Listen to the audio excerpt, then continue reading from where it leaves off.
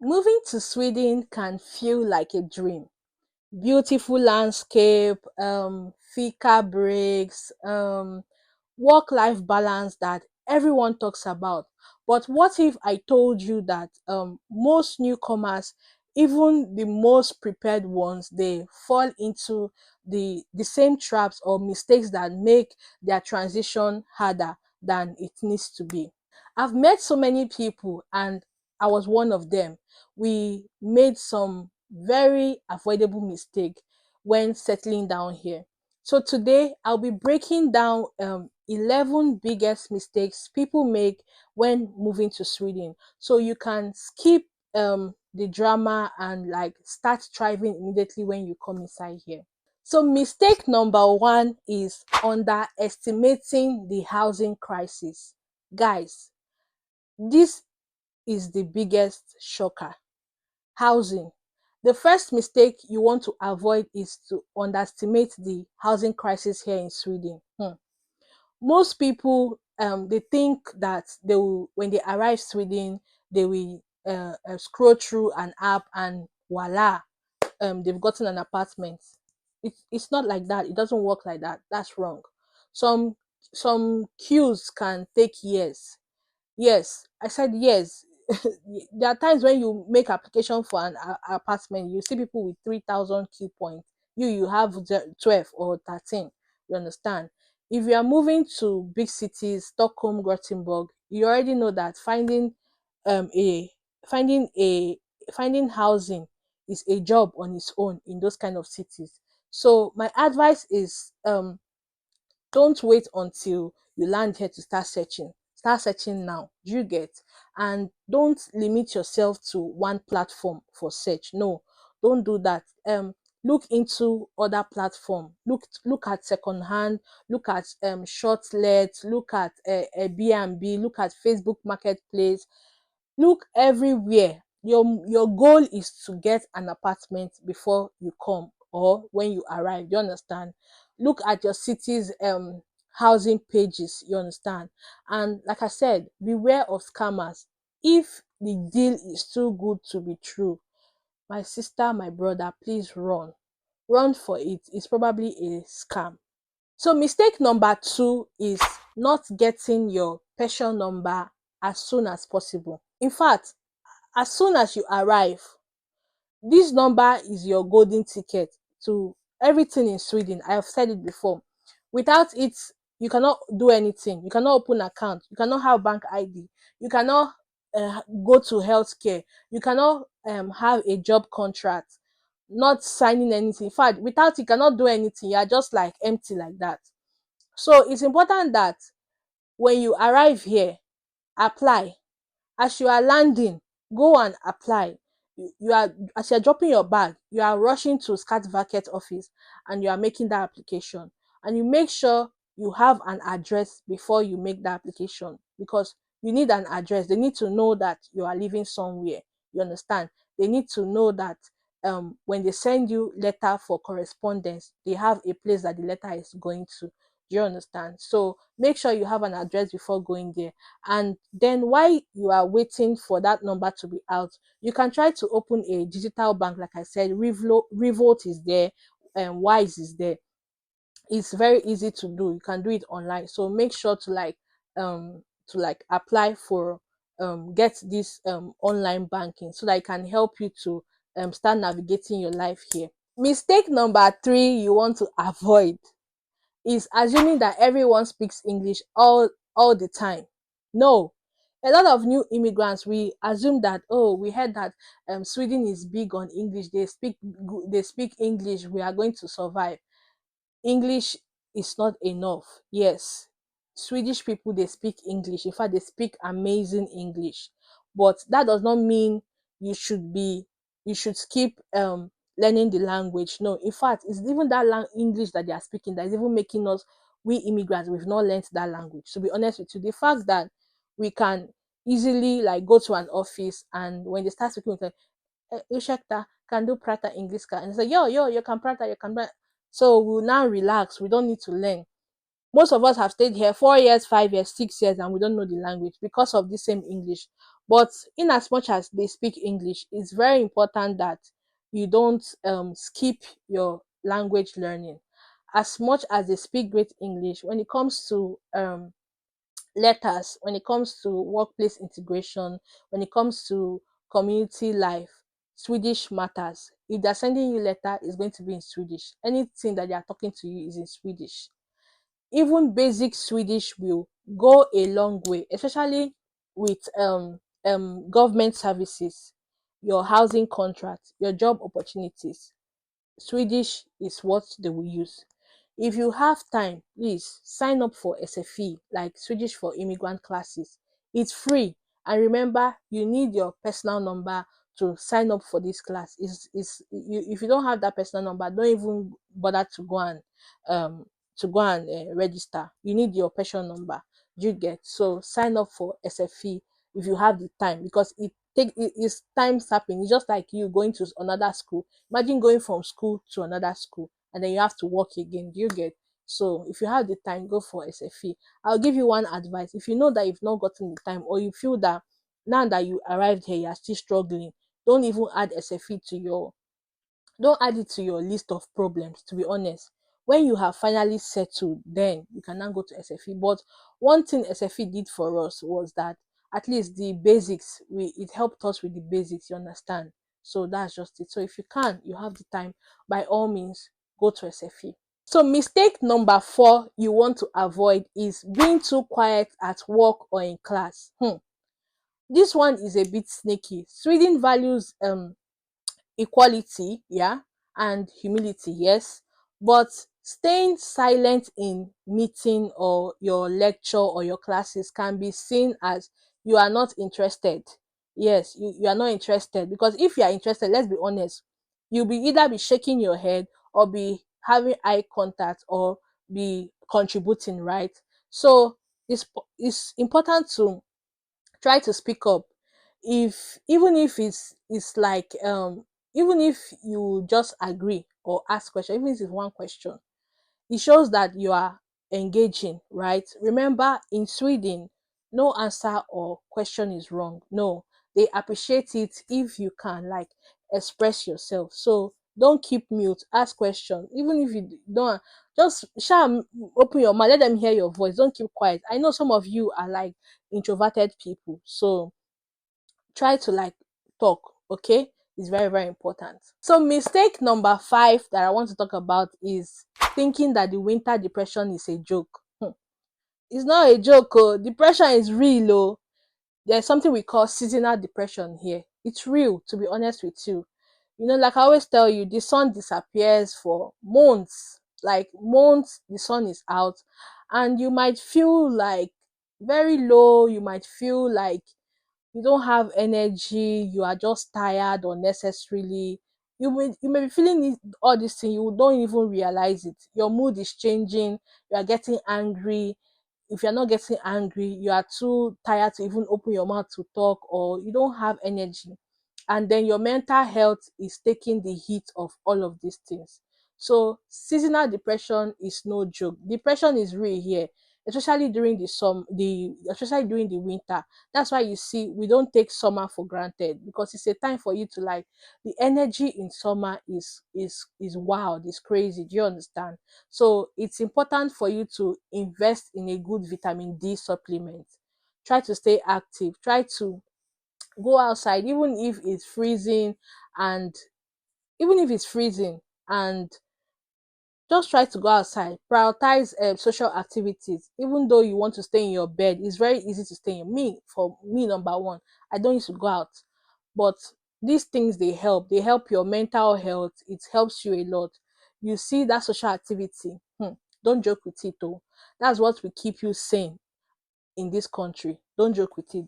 Try to have friends. They are going to help you. Once in a while, you can just meet up for pizza break, some just laugh, and some game night. You understand? It's very, very important. So mistake number 6 that a lot of immigrants make, or a lot of people make when they come here, is not exploring beyond the city that they live in or the city that they first arrived in. Now, Sweden is not just Stockholm or Gothenburg or Malmo. Yes, there's more to Sweden. There's Lund, there's Skellefteå, there's Luleå, there's there's Kiruna, there's a lot of places in Sweden. We have we have the what they call it, we have the countryside, very beautiful places. You want to try to explore other cities in Sweden for opportunities, either for job, for just to look around, just to see. You want to visit the countryside, there are small towns, small cities you want to see. There are some places you will go to, you will see them farming, you will see them bringing hot food, all those kind of things. Yeah, I know, yes. So problem too much, oh, but I'm just giving you the advice. Don't be like us that did all this mistake. You understand? Try to go out. Do you understand? Don't stay indoors. So explore cities that different from the city that you came arrive. If you're looking for a job, don't limit yourself to the city that you came in. You understand? Especially if you are a dependent. If you're not the principal applicant, you're a dependent. If you're looking for a job, look apply to other cities. Don't like limit yourself to that city. Do you understand?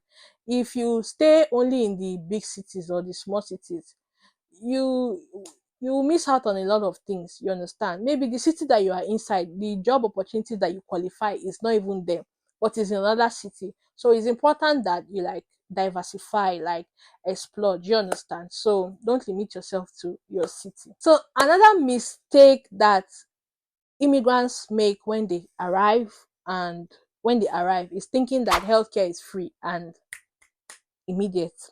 Oh no, nope. The truth is, healthcare is subsidized, quite all right. Yeah, it's not free, and it's not always first. It's not always fast like the way it is from where we are coming. It's not always fast. Except is a life and death situation. That one I know. As long if it's a life and death situation and 911 is called, in minutes 911 is coming. Do you understand? So if it's not a life and death situation, don't expect it to be fast. You might wait weeks, in some cases months, for doctors visits that are not so urgent like that. Do you understand? But the good thing is that if you feel you have an issue, like maybe there was a time I had an issue, I kept calling, and they're telling me drink water, drink paracetamol, rest, this one. At a point the issue escalated. So if you feel you have an issue that it's like an emergency, please, it's either you call 117.se for advice, or you rush to the emergency. Do you understand? So you can tell them what they can tell you what to do first. But if you've done everything and you feel that, oh no, no, you are not going to make it through the night, please walk to the emergency. If you are going to faint, please faint. They let them see that this thing is very, very serious, because that's how some of us get medical advice. If not, some of us will die in this our house, because healthcare here is not quick. You understand? So try to go to emergency. In Swedish it's called acute mottagning. It's like the emergency center, so you can go there and they will help you. So number 8 mistake that immigrants make when they arrive is expecting to get a job fast, or expecting a fast job, or get response from a job search. Nope. Even with your experience, getting a job in Sweden can be slow. Ooh, in fact, nowadays, many positions require Swedish. In fact, I don't know why they do like that. Like the way they are now strict with that Swedish, even for something that you don't even require Swedish for. Imagine you want to go and be taking care of a baby, or you want to be cleaning a hotel, they'll be looking for that you must speak Swedish. So I don't know how things change, but now they need Swedish, and the recruitment process can take months. It can take a whole lot of months. Sometimes if you wait to hear from them, you will no longer hear from them again. You understand? And when you finally see a job, they don't want to give you 100% contract. It's either you work as an extra staff, in Swedish we call it vikaria, or they give you 50% contract, or they give you 75% contract. So they don't want to give you 100%. So this is like this is now like a normal thing. It's normal to take time. So don't take it personal. This is how it is here. You understand? Don't take it personal. So prepare your mind that you may not get a job fast, and when you finally apply for job, they're going to take time to call you to have that job, or call you to tell you that, oh, you've been rejected. So mistake number 10 is ignoring the importance of credit history in Sweden. Unlike some countries, Sweden builds your credit score from the scratch from the one that you arrive. Do you understand? So it's important that you start making small small purchases, pay bills on time. If you have your renting, if you want to pay your rent on time. Make sure your name is on the contract of things. Don't You can start with a second hand contract, but don't sleep so much on a second hand contract. Try to find a first hand contract. Let your name be on things. Let them know that, okay, oh, this person name is on this thing, so they know that, okay, oh, you are you are integrating properly, and your credit score is building like that. So it helps you build your credit score. There's an app we have in Swedish. Please avoid that app, Klarna app. It makes you to you can buy things and pay later. So that way too, you can also build your credit score. So imagine your time to pay has reached and you did not pay. It is not good. Your credit score will be reducing. But please avoid that app. That app can make you to buy things, both the things you need, the things you don't need. So avoid the app. Take it from me. So please, when you arrive here, start on time to start building your credit history, your credit score. It makes it possible that so that when you've like gotten your first tax return, you can get new phones, new laptop on credit, and you pay like within a space of 1 year or 2 years. You understand? But if your credit history is not good, you cannot get those things. So try to build your credit history. So mistake number 10, this one, staying in the newcomers, is it euphoria, or in the newcomers bubble. Like, it's easy to only just hang out with people that you know, or your fellow immigrants, or people from your home country. It's very very easy. But if you want to really integrate, you need to branch out, you need to diversify, you need to meet people, you need to push yourself to connect with the Swedish people, because that's the only way you are going to learn. That's the only way you're going to learn to try new hobbies, to try new things. You understand? So don't limit yourself to just like your fellow immigrants, your country people. Get to at least get to know some Swedish people. They are going to like make you to like integrate properly. Do you get?